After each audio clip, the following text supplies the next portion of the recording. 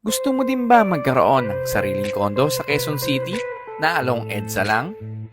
Na for as low as 15,000 to 20,000 initial cash out lang, ay magkakaroon ka na ng condo unit na ganito kaganda. At for as low as 15,000 monthly lang, via bank finance, ay sayong-sayo na ito. Kung saan, isa ito sa mga affordable at accessible na high-rise condo building sa Cubao, na lahat yata ng terminal ng bus mapa north or south ay dito mo matatagpuan.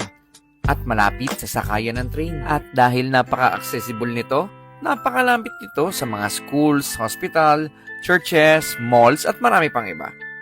Perfect nga din ito para sa mga anak na nag-aaral at mga nagkatrabaho dito sa Metro Manila. So tara, samahan niyo akong bisitahin ng Urban Deca Towers Cubao na located sa EDSA Corner, Mayor Ignacio Diaz Street, Barangay San Martin de Porres, Cubao, Quezon City. Isa itong high-rise condo na may 45-story na building na merong 12 elevator. At ang nakakatuwa pa nga dito ay flood-free yung area nila at meron ding in-house security na 24/7. Ito nga pala yung itsura ng one-bedroom unit nila upon turnover. Meron itong sukat na 26 square meter. At ito naman yung itsura ng studio-type unit nila na may sukat na 13 square meter.